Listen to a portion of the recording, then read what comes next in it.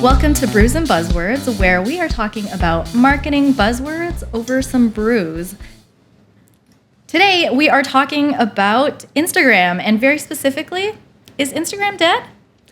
I have Bowie with me, who is our social media marketing specialist. Tell us about yourself. I'm Bowie. I've been working with companies to connect to their audiences for about 4 to 5 years now. I love engaging with community and bridging that gap. Amazing. So I think the best place to start would be chronologically. I'm curious about your history of social media. I don't think we've talked about this before. It's not like I interviewed you about your social media history, but like, when did you start using social media, and what do you remember being like the first like weird chat room or Neopets or like whatever you started at? Like, I think if we count Neopets, I think for a lot of people, we'll start there, right? Like, it's part game, part social. You collect your pets and you take care of them. Yeah. Beside that, MSN is debatable as a social media network. That's true. Say. Like the chat one, right? Absolutely. Yeah. And the first one that we would classically claim to be a social network, I would say, for my first experience, would be MySpace, personally. And you use MySpace? For a little bit. Don't you remember Tom? Everyone's best friend? So I'm curious about like your journey, because like I think for me, I started, it's blurry, but I think like ICQ was like the first like messenger I was using. And as I remember it, like you could talk to people you knew if like you had your number, like your code, and you could give it to friends and stuff.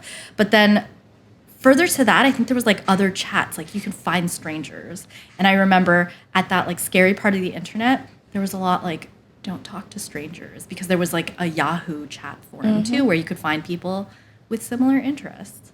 Was MSN like the first chat client that you were using? I would say so for me, yeah, personally. And then how much did you use MySpace? Like how intensely were you on it? Oh, more than I want to say. I remember I really liked the widgets and stuff. And you could like add music, HTML code. It was a big deal. You learned to code, right? Just like copy and paste the code, not like hardcore anything. Wait, so like you probably did this too. You'd like find someone that had like a really cool page, and then you'd like right click and then like inspect code, and then be like, I'm gonna steal that, and do like marquees and like sound and stuff. Absolutely. I learned to code there too. Do you remember leaving MySpace, or did you just leave it open? I think it's one of those things you eventually just start to forget about. My account's still out there somewhere if I can find the right email address, and I could probably get in. Yeah. But I think for a lot of people, when it comes to leaving a platform, they just eventually one day stop using it and never realize that they never go back.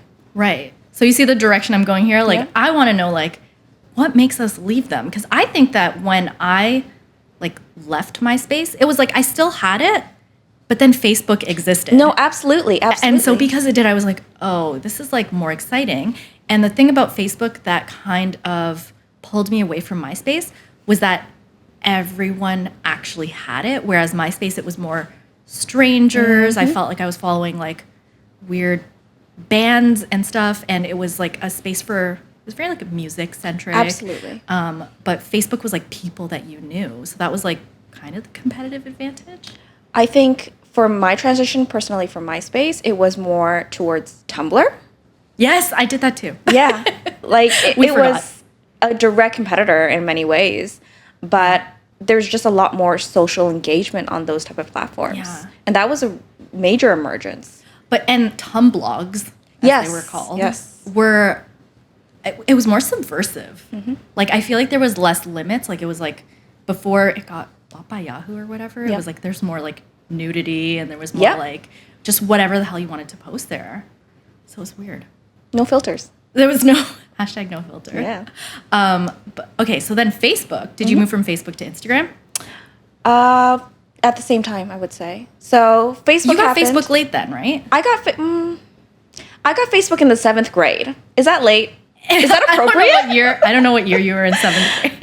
It would have been around like 2006, roughly, something like that. But I joined Facebook, and I think I joined it a little too early before everyone else was on it from my age group. So I joined Facebook, and then maybe a few years later, I started on Instagram, I would say. Yeah. It was like 2010 was like peak Instagram's starting time for a lot of people, I think. Something like that. Yeah, I think so. Yeah. Timelines are blurry when it comes to social. So then, did you feel yourself leaving Facebook to be more on Instagram? I want to say yes. Because for me, Instagram offered something that Facebook didn't, which is finding better content that I was more interested in. Right. Because that advantage that Facebook had, which was like people that you knew, almost became too insular at that point. Absolutely. And we wanted to go back to something where it was like you could discover more, like the way we did on MySpace or Tumblr. Now, I think leading into our big thing, Instagram and this like big migration to TikTok. When did you get TikTok? When the pandemic hit, to be honest. I was getting FOMO. All my friends were sending me TikToks. Yeah. And they were just so funny. And I just had to sign on.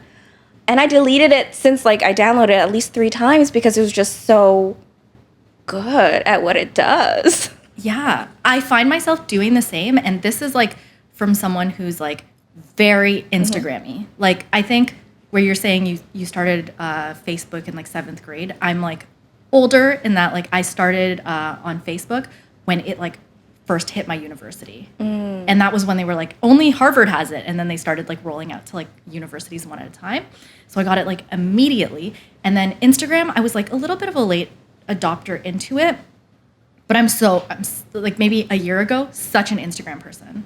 Like very much spending all my time there. I have like a secondary business that I like promote on there all the time. So it's like where I spend all my time. But as soon as I got TikTok, I was like, Instagram is so boring. Yep. Like I'm so sick of it. I think for knowing that the majority of people that work here at NVISION, like they don't have TikTok, I think we should dive into like explaining it as like the social media people here. How would you describe TikTok? In the most accessible ways, I would describe TikTok as a short form video sharing platform where you can shoot and edit videos all in app to be shared with just your friends if you want through private or with everyone, just like baseline. Yeah. And I think like the really interesting thing is that when I first got it, I was like, okay, let's see what the hell is up with this thing. Right? It was like top app downloads or whatever at the beginning of the pandemic when I was getting it. And the first thing you get is like you're thrown into the For You page. And the For You page, I think like it just starts with like the dance videos, like the stereotypical things that people think like, TikTok's just a place for like teens to dance. And you get a few of those, and then you get like some prank videos and some, I think it got into like skateboard videos, and I was like, okay, what do I do with this? And the more I started liking the things that I had in play, like on my For You page, I was like, it was instantly starting to cater towards my taste. Yep. So that was the experience at the beginning, and I think if you are still stuck on like that straight TikTok of like dancing and pranks and stuff like that, you probably haven't told the algorithm yet like what you like and don't like. So it learns you so quickly, like it learns your likes and dislikes that I think we've joked around about the very deep parts of TikTok that we've accidentally both been on, which is like anti-golf TikTok. Anti-lawn? Anti-lawn TikTok. Why lawns are like capitalistic and colonialist. Like, and those similarities in like our For You page have been like these weird places where we're like, oh, like we have like similar beliefs around politics. Like how weird that TikTok is like this unifying factor. So I don't know, like I found myself so addicted to it, and like I am always saying that I spend like 4 hours a day on TikTok. Not company time. I think it just does such an amazing job at what it does, which is finding the right content that you would want to engage with, and it's just so easy and tempting, and they have amazing content on there that's so creative, so engaging. It's easy to spend your whole day there. Like, again, I've had to delete the app because I lost entire weekends to TikTok. Same. The guy that's like, hold on. Yep. You need to stop scrolling. I'm like, shut the hell up. Don't tell me what to do. I know. I think like something so addictive about it is like the sounds and the audios. Like I find myself singing or hearing the same sounds like repeating in my head. I have a BTS song in my head right now. Which one is it? Butter? No, it's I think the trend's over. I'm not an anti-romantic, or I'm an anti-romantic, and I don't even listen to any K-pop or anything. But now this is something that I wake up and it's stuck in my head. My For You page is like filled with Bo Burnham, and then like I saw somebody say that like it's not overall popular across TikTok. No. They were like, only depressed people are seeing all Bo Burnham, and I was like, oh, yeah. Like, but it's like, it's pretty good and it's catchy. Yep. So that format, like I find it so hard to explain. Like basically when we're trying to tell everyone at work, like, get TikTok right now, it's so fun. It's like this audio thing is like you get these 15, 30-second snippets of like really popular songs where it's such an earworm. Like you just hear that like little clip of that song again and again, but you start to learn this meme format. And I think I previously sent you the person on TikTok that does meme history and like why it's so catchy and how it spreads. It feels like you're in an inside joke by just like reciting a few words. And I think that's part of why memes are so effective. Yeah. Because they carry the weight and language or meaning without having to explain the entirety of it. So, you know, like scrolling on TikTok, you know, oh, I'm hearing these first 3 notes. I know exactly what to expect in the next like 3 segments, right? Yeah. And it's like the depth of a video meme now to explain to people who are like old internet, it was like at the time where we used like impact font and you always put it on like a specific type of picture that says like whatever type of meme. Cheeseburgers or whatnot. Icon has cheeseburger. Exactly. Doge and all of that kind of thing. Or feminist Ryan Gosling and all of that stuff. Like it's like this deeper level of it where I don't know, like we just connect on these inside jokes by just like joking around about a sound. The one that's stuck in my head like right now is the one that's like, here comes the boy. I have the other version of that stuck in my head also. Wait, here comes the man? Yeah, the taxpayer. Here comes the taxpayer. This is just inside joke video today. But the catchiness of those like memes and everything. Michael's behind the camera and I wish he could like talk to us too because he was like laughing at us singing sounds. But I think like what this brings us to is so the magic of TikTok, the allure of it and everything. How do you think Instagram's doing at copying that? Not very well. And this is Instagram's MO.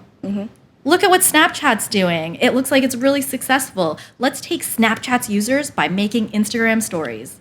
I think that kind of worked. It did. It worked for me because I was like, cool. And I literally deleted Snapchat like at that time because I was like, yeah, this is like serving the need, which is something that expires after 24 hours, 15 seconds, easy, spur of the moment, filming things, showing people what's going on.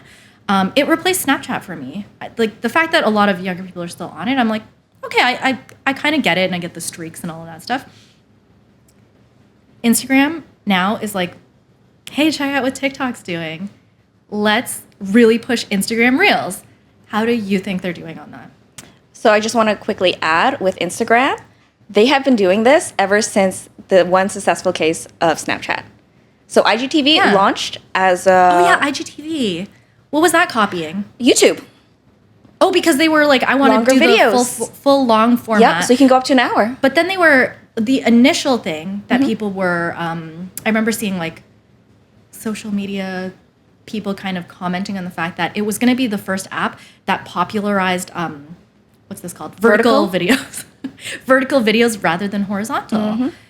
But then it seemed like they kind of caved and they were like, all right, if you guys want to do horizontal videos, you could turn your phone and they'd still allow it sort of thing. Yeah. Like they adapted. So they didn't like stick to their guns? No, and that's one of the issues with Instagram, and we've seen since Snapchat copycat that they did with stories. Yeah. They really half-ass how they approach these copycat products, and they don't give tools or discoverability for those new features. Like one of the things on TikTok I'm able to explore is the discovery or like trends page. So I can find new sounds, new trends, or new conversations that are happening. Right? I can't do that on Instagram. If I want to, like if you ask me, oh, remember filters? Like I want to go look up filters. It would take me a hot minute to try and figure that out. Because everything on Instagram is so hidden because they try to make it 500 different things. Imagine joining Instagram now. Oh, man. 10 plus years into it existing and being like, okay, I want to post something. Oh, does it have to be like the post button? First of all, is in like a weird place now. And it's like, do you want to post a story, a reel, a photo? And then once you're posting like the photo or what they call a post, it's like, do you want to post a photo, a carousel, a video? Do you want to post a carousel of videos? And it's just like really overwhelming. Like, I don't think I would be able to figure out what the best way is to approach that. And I think the topic today about like, is Instagram dead? It revolves so closely around that like video that Mr. Mosseri? Yeah. Whoever that dude it was that went online and said, or I don't know who it was. Adam Mosseri. This is, I think we're talking about the same person. The guy that works for Instagram. The current head of Instagram. Okay, thank you. You should have brought this up. So when he made that announcement, it was essentially, hey everyone, we're not going to be known as a photo sharing app anymore. I don't think he said what they are going to be known for, but he said they're not prioritizing photos. And the freaking thing is, that's what Instagram was created for. And that's like what people use it for. It's the one place where people are posting their super edited, super face-tuned photos, their travel photos, their art photos and everything. So like if they're going to move to video, like where does that leave this like photo sharing, you know? It's like the deprioritization of that is ignoring the people who made their living there, made their influencership there, made their entire platform around their photo sharing and their writing skills in this like microblog kind of way. Like where are they going to go in your eyes? I think when it comes to influencers, it might be a whole other discussion, but we know this from like the 10 plus years of social media and people making a whole living on them. You really have to diversify because what the platform does and changes is completely out of your control. And one small change can mean your entire channel gets scrubbed or your entire platform gets scrubbed. Like, for example, Tumblr, right? We were mentioning earlier when they got bought out. Nudity, right off. So artists that specialized in like things that might be like tipping the line lost their entire audiences because all their content got scrubbed immediately, right? Yeah. I don't know. I think that's like so wild in a sense, like that we've been saying this for years and we feel this like sense of permanence in the places that we post things, that the only place that you truly own is like your email marketing list. Oh, yes, like, in many ways. And like now a lot of journalists and writers, people who are like more on Twitter are using Substack or like creating newsletters in which you pay for their content. To find another income stream because like you do not own your audience on any given place. And I don't know if this is like an accurate time period, but I think that like I would almost give like 5 years is my like fair amount of time for a social platform before I'm like, kind of bored of it. No, agreed. And that's what I'm curious about with Instagram. If in 5 years they will still be here, you know, like what they do in the next upcoming months is really going to determine their longevity in the market, or if they're going to go the way of Facebook, especially with younger demographics. Yeah. Right. There's so much more of a push for ad dollars, which I understand, like that's how they make their money. But when you're not focusing on user experience, why would I want to be there in the first place? If there's no support for creators, why do I want to create for this platform anyways, right? Like TikTok is the first to launch the Creator Fund. Yeah. And all these other companies are coming in now going, oh, we should have been doing that from the beginning, right? So, of course, Instagram jumped on that and said, oh, Reels, we will also be launching a fund for creators, you know? We thought of this ourselves. Yeah, like, great idea, Instagram. Oh, man. So it's just one of those things that constantly evolves. Thanks for watching, and if you've gotten this far, let us know in the comments what's your favorite TikTok sound right now.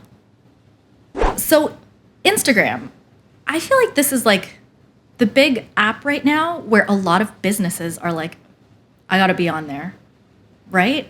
And that's almost also like, while businesses are being like, I gotta be on there, the people who have been using it for a long time feel that and are like, I gotta be not on there because it's becoming too much of a marketplace. There's too many ads. There's too much of a focus on the shopping tab. It's too much of like a platform to sell you things constantly or feel this, I don't know, a sense of competition, a sense of lack, a sense of, I don't know what to call it. I think it's that whole capitalism thing of making you feel like I need to buy something to make me happier or I need to shop for a little bit. Do you get that sense? Like, I think as our social media specialist. Yeah, absolutely. I think when it comes to Instagram, Yeah. the way it works as a space for polished images Yeah. really lends itself well to businesses. And that's kind of partly why we see the Great Migration. People are looking for more authentic experiences. And Instagram, being this polished space for your completely edited and face-tuned images, like you mentioned, is starting to feel a little dated because there's no authentic connection. Yeah. When you're looking at organic posts, like things that a brand or a person might just post on their own versus an ad, it's really hard to tell the difference sometimes. Like, we're at this point with how companies use Instagram on their own personal profiles to be a bit blurred. Like, there's no personal aspect that was so attractive in the beginning. I think, like, a few years ago, that's what I was telling our clients in like the social media space. I was like, okay, think about why people use social media. Like, first and foremost, why are you on social media? If you joined Facebook, if you joined Instagram, it's probably primarily to keep up with people you know. And you want to, whether it's a celebrity, whether it's your friend and they're getting married, having a baby, like all of these life events, you're following so that you can keep up, right? So it feels social. It feels like a place that you can connect. So what I was saying to our clients was like, if you're going to just go onto Instagram and going to, like, every post of yours is going to be like, sale, 20% off, coupon code, here's my product, here's my other product, buy this now. And it just looks like what you would post in, like, I don't know, your flyers, like, exactly, like a classified or something. If you treat it like a place that's a soapbox and you're not using it for interaction and for connection, you're using it wrong. And I think brands are getting savvy to that, right? Like, what I was saying is, if your brand is small enough, use your face. Absolutely. Like, make it founder-centric, make it about you as a person, you using it as a fellow person, and then you can make those connections. But, like, that's, the blurred line was, like, a good thing to me because I was like, now you can really interact and feel like, you know, you're creating connections with your audience. But I think a lot of brands really take advantage of that and then, like, abuse it. No, absolutely. And what we've seen more and more on Instagram is brands using it as a soapbox, even though we already know that's not an effective way of using social media for your company. Yeah. Right? Like, you're not creating a point of connection or giving any value in that situation. It's just like announcements. Yeah, like if I wanted that, I could have just subscribed to your emails and gotten them in my inbox or your notifications on your website, right? Like, it's not what I want when I'm on that platform. And maybe that's why Instagram is saying, like, it's not going to be photo-centric anymore because they feel like all of those are, like, shopping. Ads, shopping. Like, it's just, like, selling things constantly. I don't know. I'm starting to see Instagram's point of view out of here somewhere. Yeah, like, I think it's very much like, for those who don't know, Facebook and Instagram are the same company. One owns the other. So Facebook kind of made that switch to some extent, like 5-ish years ago, I want to say, where they became really ad-centric, right? Like, they were really focused on pushing things. Yeah. And we're seeing that on Instagram very quickly as well, right? And as they pivot more towards the shopping experience, I'm really curious what's going to happen in the next few months. They're saying video is a priority because that's a preferred, like, trending in the last few years content, which in many ways it is, but photos still need a space to live, right? In many ways. So going back to, like, stories, copying Snapchat, and now Reels copying Instagram. In situation one, we were like, yeah, delete Snapchat. This is meeting my need. Would you see yourself ever deleting TikTok because Instagram Reels meets that need, or where does it lack? Fantastic question.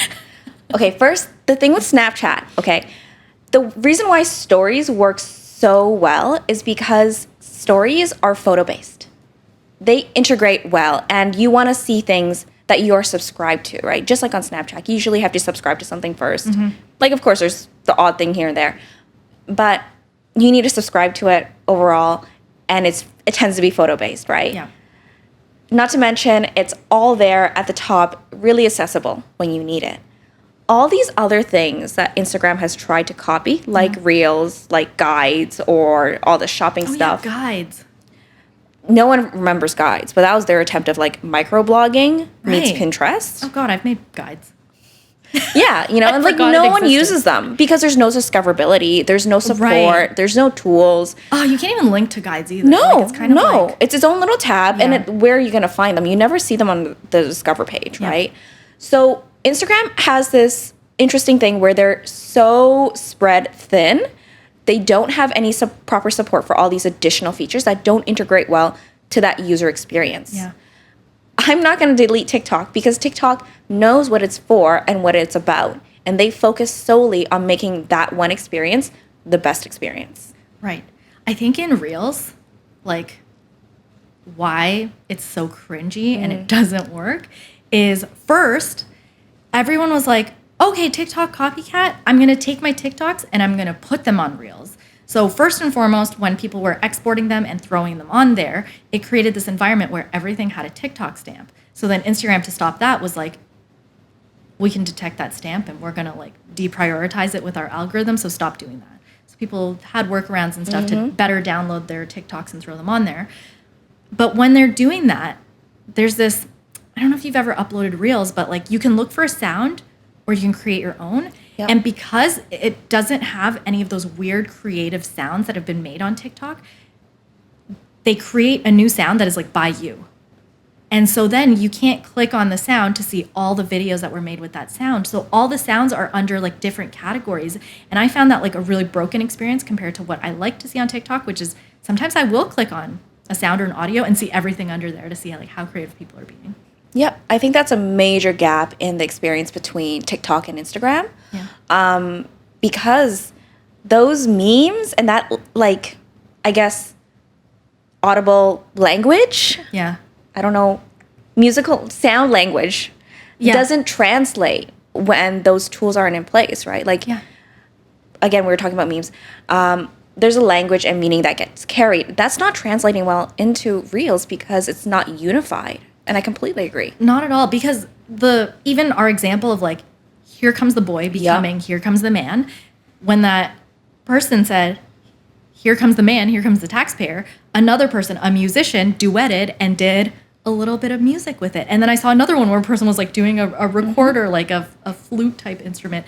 And it piles on itself to create these like whole new audios where, I don't know, I just don't see like that integration in Instagram where it's like easily findable along a path of like who duetted who. Yep. To get to the origins of it. You can't see that story because that story never existed on Reels. Yeah. It only existed on TikTok. Right. Right.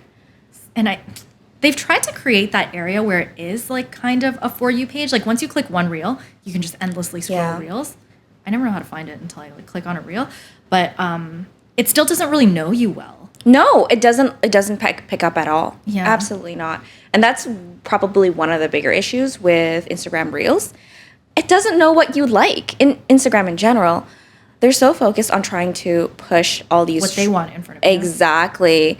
They're not thinking about the user experience of providing a more meaningful experience and like a better use of your time, you know? Yeah. Like Mr. Mosseri is like trying to say, yeah, we're trying to pivot towards that. I don't know if they can, you know? Like they're so deep into this. Yeah. Well, it's like they're just taking every feature that is from TikTok and bringing it over. Absolutely. And then within TikTok, I think that creator side of things is that there's a lot of really great intuitive video tools in it. Like if you like fool around with it, they have filters. They'll make filters based on things that other people have made. So I don't know if you saw the original video. So it's the In the Heights song. I know. And it's the red/blue filter where it makes you look more like feminine or masculine, and it flips like when you blink or something. But originally, a person that started that one was like they had painted like red and blue paint on their face, and they were switching their LED lights like in their room to do that effect. But they made it into a filter, so it's really accessible to people, and it fits the In the Heights song. No, absolutely. Like so that like you can kind of follow it, and it's the origins of it is that whole inside joke feeling. I think that's another thing with TikTok. TikTok putting its preference and priority and energy into creators. because they understand if there's no good content on our platform, people won't want to come here. Yeah. So they're like pretty deep in being involved in what's going on, what people are interested in, right? Yeah. And giving that support to creators so they have ad money from when they partner with brands, as well as the creator fund. It's not solely based on just like your external streams of revenue, much like on Instagram. Yeah. It's like even TikTok's own, like they have like podcasts or lives or whatever, like live. Those banners, and they're like featuring Brittany Broski. Yeah. And you're just like, hey, like they centered their creators versus making it about them and them making announcements. Absolutely. They're just like, let the creative, funny people do their thing. Yep. Right? And that's another thing too. Like they put so much focus and space to feature creators, right? Like there's no space on Instagram unless you follow Instagram's account where they'll occasionally feature one or two creators. Yeah. But always on TikTok, like Asian Heritage Month, they had a whole series of people you can follow. Instantly. It was so fast. Yes. And it was everywhere, right? And it's just nice to actually see that because you want the people who are creating these fantastic pieces of content to be able to create better ones and do what they like, right? Yeah. Because you like these people. Well, we were talking and kind of jokingly about like Republican TikTok and like all these different parts of it. And it knows you so well that it doesn't show you the content you don't want to see. It puts you where like you will like it, you will watch the full video. And I don't know how it discovers these things about you. Like I'm on like all kinds of weird parts of TikTok where I'm just like how did you know my interests and my sadness and my preference in food and all of that? So it's always like a good experience being on there that you never kind of want to leave. Absolutely. Like they know the type of content you'll like and what you're willing to watch. Now, thinking further into the future, just say like 5 years from now, where we migrate off of every social media every 5 or so years. I think this was a TikTok actually. Like somebody was saying like, why are people so quickly leaving Instagram now? The way they so quickly left Facebook or left whatever. And God, I wish I remember who the creator of this was that was commenting on it. But it was the sense that like you put little bits of your life on your profiles. So if it's Instagram, if it's Facebook, you're giving hints about yourself. You're saying like, I like these things. I remember back when it was cool to like pages, like bands or whatever on Facebook to show you personality. Who knows? Maybe I like Nickelback or something like that in like 2005. I don't know. But what their comment on this whole social media leaving one platform for another is that you feel like your identity is something that is the old you at a certain point.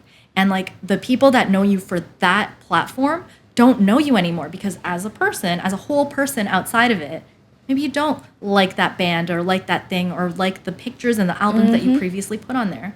Do you guys remember how like on Facebook, like you'd have a night out and then post 100 pictures? Post 100 pictures because you took like your mini camera to the club.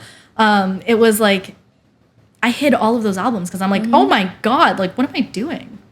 But the comment that this creator said was like, maybe we leave it because like we don't think that that's our identity anymore and we just want to leave it behind. We want to shut down that profile. We want to hide that identity and then move on and start fresh. And that is how TikTok feels. It's like a new blank slate where like people don't know you and you can choose a new format and create.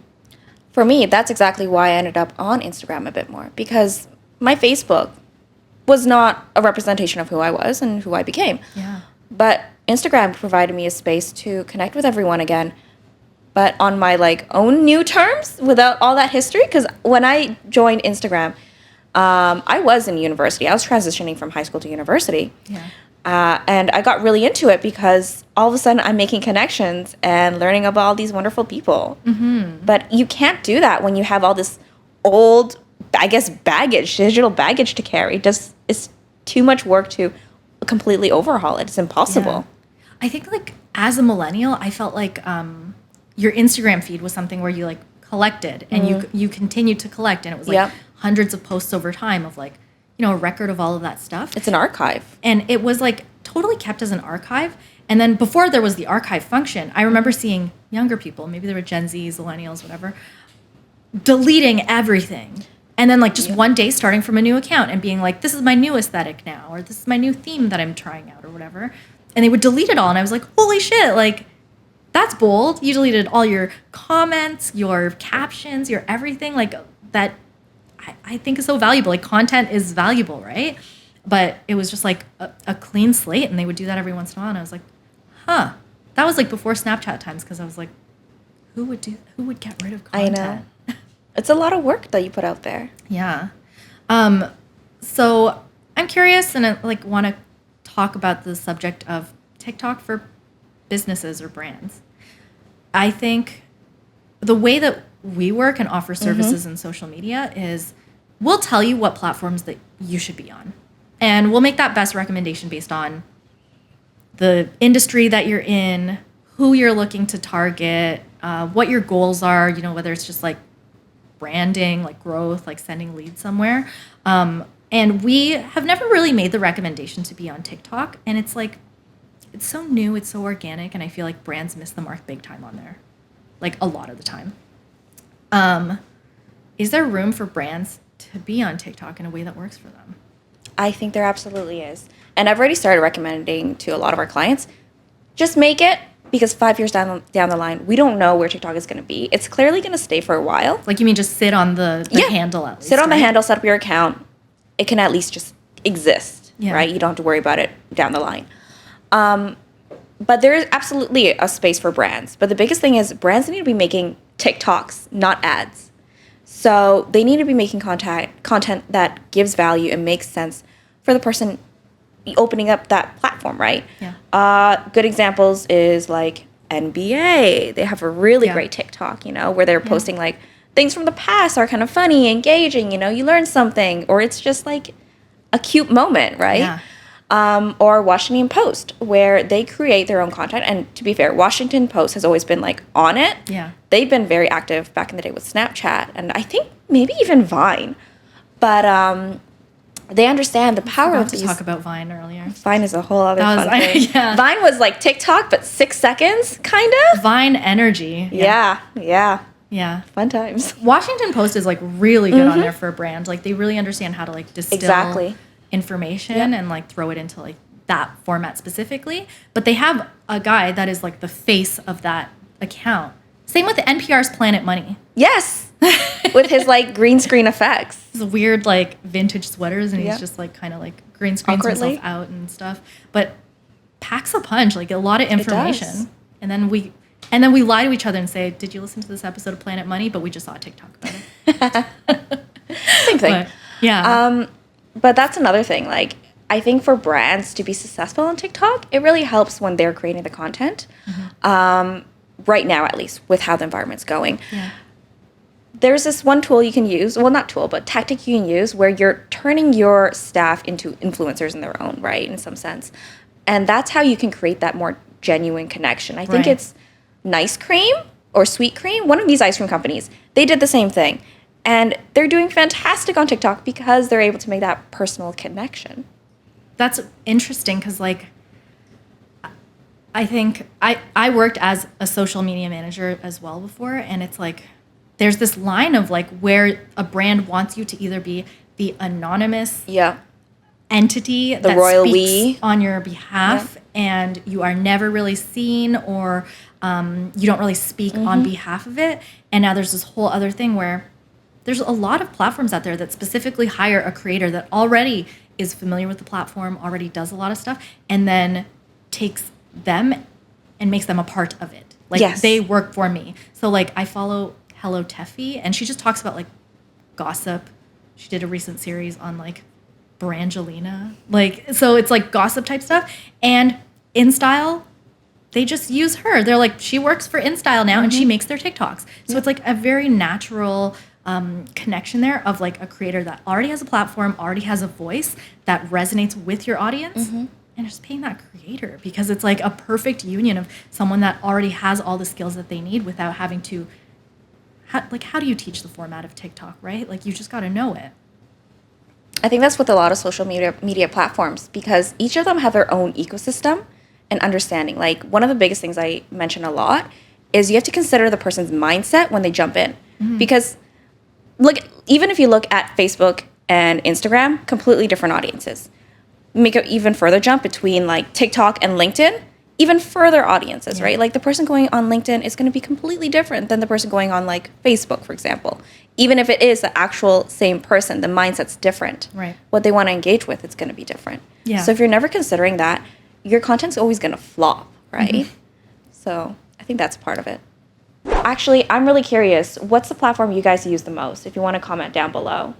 So circling around back to, is Instagram dead?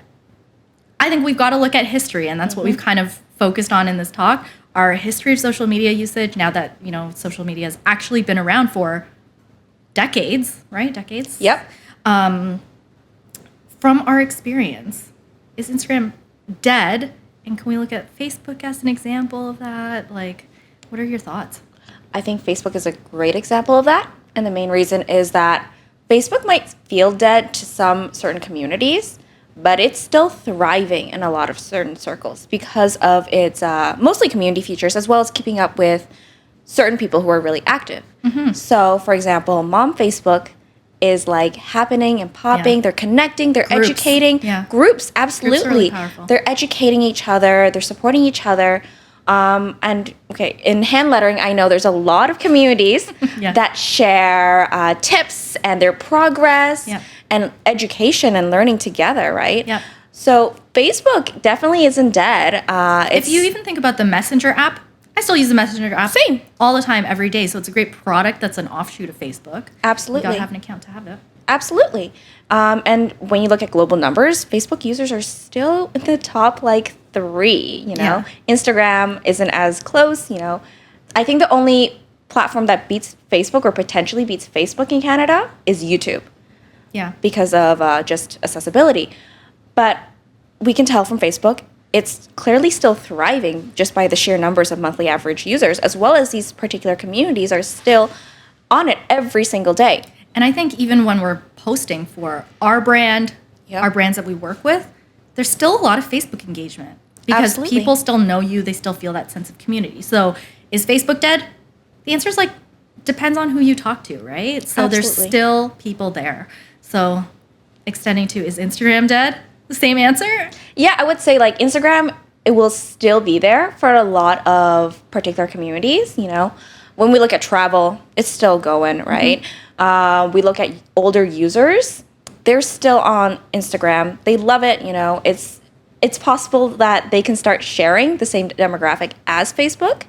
And whether or not Instagram is going to be a main viable option for maybe younger demographics is going to be up to whether or not they make those changes to support creators or community or user experience in the coming months. All right. We've got our answer right there. Instagram's not dead. It's just maybe a little chuggy right now. Yeah.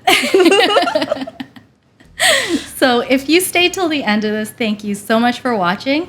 If you're interested in more, like and subscribe. If you like what you saw today, leave a comment below, hit the subscribe button, like the video. We look forward to hearing from you.